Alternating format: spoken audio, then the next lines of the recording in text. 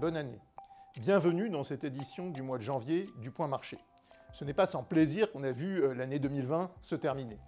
Je vais revenir sur les grands éléments de l'année 2020 pour mieux dessiner les perspectives 2021. D'abord, 2020 a été l'année de la plus grave crise sanitaire depuis un siècle et de la plus grave crise économique également de l'après-guerre. À ce jour, seule la Chine a retrouvé son niveau économique d'avant-crise.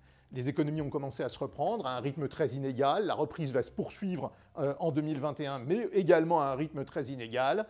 Aucune des grandes économies n'aura retrouvé son niveau économique d'avant-crise à la fin de cette année. Sur le plan sanitaire, la situation n'est pas sous contrôle. Certains pays ont décidé de reconfiner, comme le Royaume-Uni, et vous le savez, la stratégie vaccinale est en question dans de très nombreux pays. Sur le plan de la politique économique, les gouvernements et les banques centrales ont mis en place des politiques de stabilisation de grande envergure. D'abord les banques centrales qui ont baissé leur taux d'intérêt et remis en place des politiques d'achat de titres. Ensuite les gouvernements qui ont mené des politiques de stabilisation des revenus des ménages, qui sont venus en aide aux entreprises. Tout cela a contribué à stabiliser la conjoncture. Le bas niveau des taux d'intérêt a permis aux États de s'endetter de nouveau, à bon compte, aux entreprises également. Et en fin de compte, l'action combinée des banques centrales et des gouvernements explique la dynamique porteuse des marchés. Sur le plan politique, 4 grands événements ont marqué l'année 2020. D'abord les élections américaines, avec l'élection de Joe Biden à la présidence des États-Unis, qui promet une approche plus rationnelle des grands dossiers internationaux, mais également des dossiers domestiques. On s'attend à une orientation plus centriste de sa politique économique, à une attitude très ferme vis-à-vis de la Chine. Deuxième événement, l'accord sur le budget pluriannuel et le fonds de relance, qui va progressivement entrer en fonction dans le courant de l'année 2021. Troisième événement de l'année 2020, l'accord conclu entre le Japon, la Corée, la Chine et les pays de l'ASEAN, un grand accord commercial qui montre que l'Asie est toujours partie prenante au commerce mondial. Et enfin, quatrième événement, in extremis, le Royaume-Uni et l'Union européenne sont parvenus à un accord quant aux modalités du Brexit après 4 ans et demi de négociations. Comment les marchés ont-ils évolué dans cet environnement?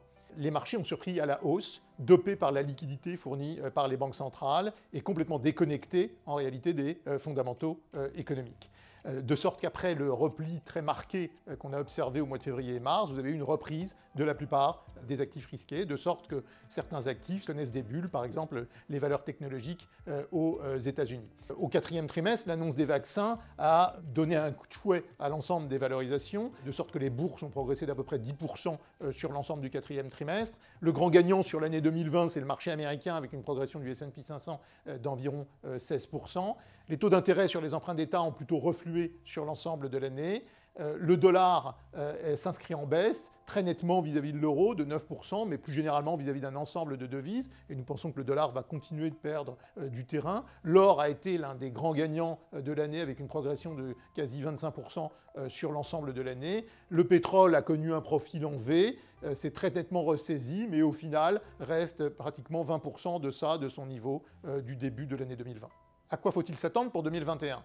L'environnement reste porteur pour les marchés d'actions. Les taux d'intérêt vont rester très faibles.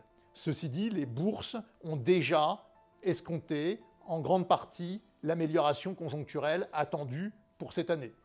Et du fait que la situation sanitaire n'est toujours pas sous contrôle, on peut s'attendre à des phases de stop and go qui pourraient générer de la volatilité sur les marchés. Et il faut donc plus que jamais rechercher des sources de diversification et de protection des portefeuilles.